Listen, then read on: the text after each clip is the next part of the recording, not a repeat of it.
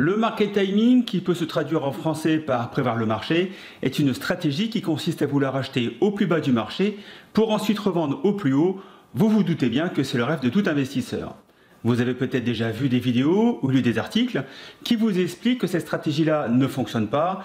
Je ne peux pas vraiment leur donner tort, quoique en analysant certains chiffres, vous verrez que la réalité n'est pas réellement celle qu'on veut bien vous faire croire. Comme personnellement, je ne me satisfais jamais de ce qu'on me raconte, j'aime bien fouiller pour trouver l'anomalie à un système. Ouais, alors si je comprends bien, tout le monde dit que le market timing ne marche pas, et toi t'arrives et tu dis l'inverse.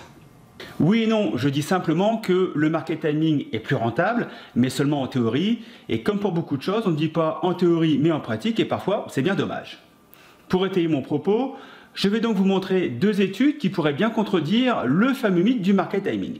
Toutes les études que vous pourrez trouver vont vous démontrer que cette stratégie ne fonctionne pas, pour une simple et bonne raison, c'est que vous ne saurez jamais quand le marché sera au plus bas, et encore moins au plus haut, puisque ça on ne le sait toujours que le jour d'après. Ok, mais dans ce cas-là, je comprends pas tout là. Pourquoi le market timing fonctionne dans l'absolu et pas en pratique ? Ça, je vais y répondre tout de suite, et en deuxième partie, je vous montrerai une étude qui a démarré en 1998 et qui nous démontre qu'à certains moments du marché, il est tout à fait opportun de prendre des positions. Je vous montrerai le résultat de cette étude à travers un tableau qui, à titre personnel, a un peu changé mon point de vue à ce sujet, et ce tableau pourrait bien vous aider, vous aussi, à grappiller quelques pourcentages de gains supplémentaires. Bonjour, c'est Mickaël, et aujourd'hui, je vais vous démontrer que le market timing est plus rentable que l'investissement régulier. Cependant, vous verrez que attendre les baisses de marché en essayant de l'attraper que les plus bas reste franchement une chimère. Ok, là je vois bien où tu veux m'emmener, mais alors pourquoi le mythe du market timing est toujours aussi présent ? La réponse est toute simple, c'est que tout est simplement lié aux émotions que nous retrouvons dans la vie de tous les jours, mais qui, il faut l'avouer, sont décuplées dans le trading. Si vous avez déjà une bonne pratique des marchés financiers, vous savez que la cupidité et la peur sont les deux sentiments qui sont les plus exacerbés, et vraiment rares sont ceux qui en échappent, à moins d'être un parfait psychopathe, chose bien sûr que je ne vous souhaite absolument pas. Ce que vous devez admettre, c'est que ces sentiments comme la peur sont parfaitement légitimes et surtout nécessaires. C'est ce qui nous permet notamment de rester en vie face à un danger. Mais pour en revenir au trading, je pense que comme moi, vous n'aimez pas spécialement perdre d'argent et la tentation de couper vos positions pour sauver ce qui peut l'être est toujours présente à l'esprit lorsque le marché commence à dévisser de plusieurs pourcents, surtout si cette baisse se fait d'un temps record comme en mars 2020. Puisque vous avez l'habitude de traîner sur le net à la recherche d'informations sur le trading, vous avez dû sûrement déjà voir ce graphe qui résume la vie du trader, enfin surtout celle du trader perdant. Ce graphe, c'est le fameux cycle des émotions liées au marché, et vous vous doutez bien que 95% des traders suivent ces tendances, et c'est complètement normal puisque c'est humain. Vous voyez bien que ce graphique n'a pas été fait par hasard et reflète assez fidèlement certains moments de votre vie de trader que vous avez sûrement déjà vécu. Ouais, sauf que marché boursier émotion, ça fait pas vraiment bon ménage, non? Enfin moi, c'est toujours ce qu'on m'a dit. Oui, c'est tout à fait vrai. Et ce que je vous propose maintenant, c'est de voir justement comment vous pourriez gérer au mieux vos émotions grâce aux techniques d'investissement que je vous propose d'étudier maintenant. Le tableau que je vais vous présenter regroupe 3 différentes techniques de trading avec leurs résultats à travers le comportement d'un portefeuille avec la technique du market timing, un portefeuille avec des achats que vous auriez fait au plus mauvais moment, et pour finir, avec des achats réguliers, c'est ce qu'on appelle également le dollar cost average. Le premier tableau que je vais vous présenter concerne une étude avec un investissement de 500 $ fait tous les mois entre le 1er janvier 1988 et le 31 décembre 2019, soit sur une période exacte de 32 ans. Cette longue période permet de couvrir 3 grandes crises que sont la bulle Internet de 2001, la crise des subprimes en 2008 et la crise de décembre 2018. Et c'est sûr que d'acheter dans ces moments-là, faut une sacrée dose de confiance dans son trading pour pas dire autre chose. Effectivement, c'est très compliqué et très honnêtement, de vous à moi, si vous étiez devant votre ordinateur à ce moment précis, quelle aurait été sincèrement votre réaction? Je ne suis pas sûr que beaucoup d'entre nous auraient eu le courage de passer à l'achat à ce moment-là, pour la simple et bonne raison que si le marché chute de 10% en une seule journée ou sur 2 ou 3 jours, pourquoi on ne prendrait pas une deuxième ou troisième dose de baisse les jours d'après? La bonne nouvelle concernant les baisses, c'est que le marché américain ne peut plus chuter de plus de moins 20% une seule journée, puisque suite au fameux Black Monday de 1987, il a été instauré la mise en place d'une clôture des bourses pour éviter une panique générale en cas de baisse incontrôlée. Mais ça n'empêche absolument pas d'avoir des journées volatiles successives avec des baisses de moins 3, moins 5, moins 7, voire moins 10%. On verra dans la deuxième partie en quoi ces baisses successives peuvent nous aider à prendre des décisions avec le super tableau que je vous ai dégoté. Je tiens à vous rappeler que très récemment, en mars 2020, nous avons subi une baisse de 35% en quelques jours seulement, avec plusieurs journées consécutives à moins 3% de baisse. Même une journée à presque 10% de baisse, c'était le 12 mars.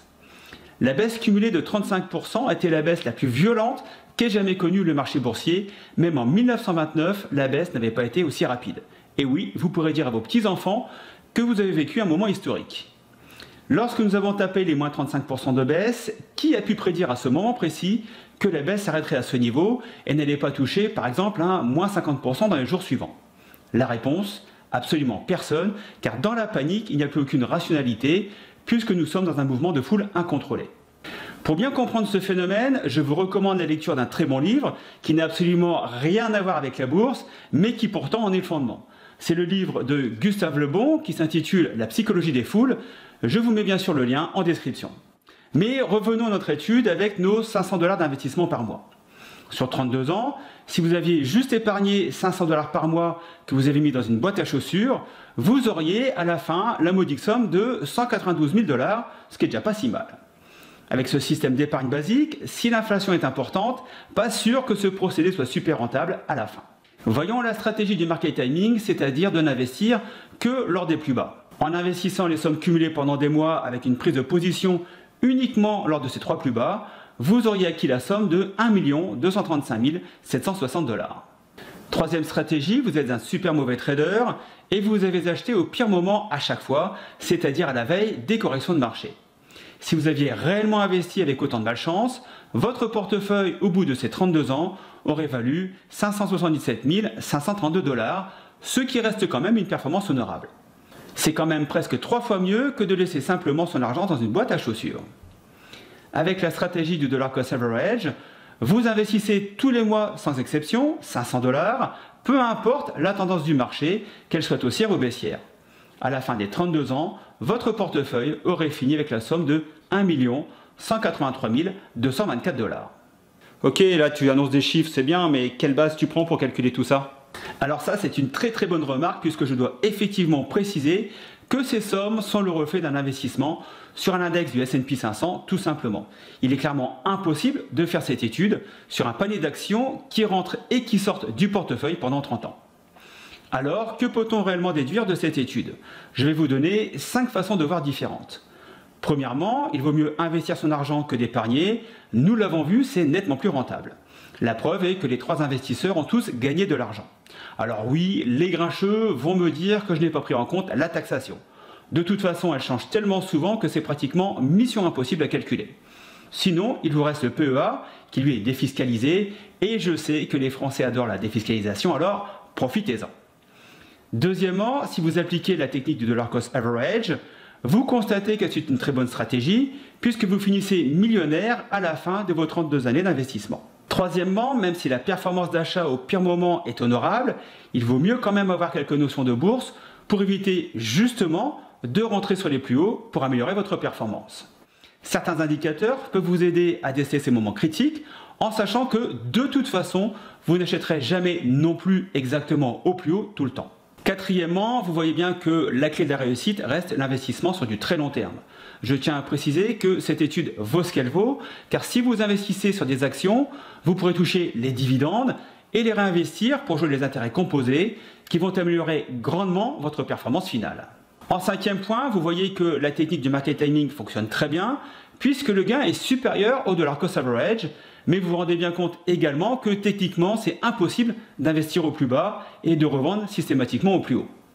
L'achat en bas de marché est d'autant plus compliqué puisque la volatilité est telle qu'elle met vos nerfs à rude épreuve avec des périodes de baisse importantes qui sont suivies par des rebonds, eux-mêmes bien souvent suivis par une rechute des marchés. Il est donc impossible de savoir quand nous avons atteint le plus bas d'une crise ou le plus haut d'un marché haussier. Pour résumer, le market timing vous donne la meilleure performance en théorie, mais en pratique, la technique du dollar cost average est bien plus facile à mettre en œuvre avec des performances presque similaires au market timing, alors pourquoi s'embêter? Maintenant qu'on vient de faire le point sur la meilleure stratégie à mettre en place, je souhaite vous présenter un tableau que j'ai découvert récemment et qui fait suite à une étude qui a également démarré en 1998 et qui nous montre quand acheter pour espérer avoir les meilleures probabilités de gain en retour. Cette étude se base sur la valorisation du VIX au moment de passer à l'achat. Pour vous expliquer très rapidement, le VIX sert de repère aux traders pour avoir le sentiment de marché à l'instant T. Plus le VIX est bas, plus les marchés sont paisibles, c'est-à-dire hausse légère mais continue, c'est ce qu'on appelle également les hausses larvées. Quand le VIX dépasse un certain niveau à la hausse, là ça veut dire que les marchés sont inquiets, ce qui est généralement le cas quand les indices commencent à piquer du nez. Le VIX est également un facteur hyper important pour les traders d'options que nous sommes, car il nous permet de prendre nos positions au meilleur moment en fonction des différentes stratégies que nous pouvons mettre en place à travers justement les options. Ah oui, le VIX, j'en ai déjà entendu parler, c'est le fameux indice de la peur, c'est ça? Exactement, et si vous voulez en savoir un peu plus sur le VIX, j'ai fait une vidéo spéciale à ce sujet que vous retrouverez en descriptif et également sur la fiche qui apparaît en haut à droite. Alors, que nous dit cette étude? Ça nous dit simplement que plus on achètera des actions avec un VIX supérieur à 33, plus la probabilité de retour de gain sera importante, ceci sur une période de bourse de 500 jours, soit 2 ans de trading. Comme vous pouvez le constater, certains secteurs ont une probabilité de gain plus importante, comme les secteurs liés à l'industrie, au secteur financier, au secteur des valeurs cycliques, au secteur des matières premières et pour finir au secteur des technologies. Bien sûr, plus vous aurez un VIX élevé au moment de passer à l'achat, plus le retour sur investissement sera important. Alors vu comme ça paraît assez simple, sauf que lorsque le VIX est à 45 ou à 50, ça veut dire que les marchés sont en train de cracher. Et je ne connais pas grand monde ayant assez de maîtrise de leurs émotions pour passer des ordres d'achat à ce moment-là. On est plutôt dans la panique générale et du sauve qui peut. J'ai malheureusement moi aussi connu ça auparavant, mais les options m'ont appris que c'était là où on faisait les meilleures affaires, et j'avoue que j'attends maintenant avec impatience quand le VIX nous offre une volatilité un peu plus extrême. À titre personnel, le VIX associé aux options m'a vraiment aidé à changer mon comportement de trading en gérant mieux mes émotions et donc à améliorer grandement mes performances de trading. L'étude nous démontre aussi que si vous avez eu le courage d'acheter lorsque tout le monde vendait, il fallait continuer à avoir la même logique, c'est-à-dire de vendre lorsque le VIX passe sous la barre des 10 à 12 points. Je sais que plusieurs théories s'affrontent sur le fait de laisser courir ses gains.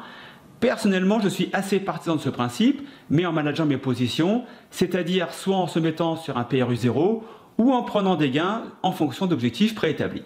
Pour résumer la situation, dans la réalité, le market timing ne fonctionne pas car vous ne serez jamais devant votre écran à l'instant T, correspondant au plus bas du marché. Donc la meilleure technique reste quand même celle du dollar cost average. Acheter quand les autres se mettent à vendre et vendre quand les autres se mettent à acheter vous permet d'exploser les probabilités en votre faveur en fonction de certains secteurs. Voilà, j'espère que cette vidéo vous permettra de mettre en place une bonne stratégie qui correspond à votre profil d'investisseur et surtout à votre aversion au risque. Comme me l'avait dit John Najarian lors d'une formation option, le risque, c'est la seule chose que l'on maîtrise. Si vous avez apprécié la vidéo, vous pouvez bien sûr vous abonner à notre chaîne YouTube pour découvrir nos dizaines de vidéos de formation aux options et recevoir nos analyses hebdomadaires du marché US par exemple. En activant la clochette de notification, vous serez averti dès la sortie de toutes nos prochaines vidéos. Et quant à moi, je vous dis à très bientôt. Trade safe, ciao, bye bye.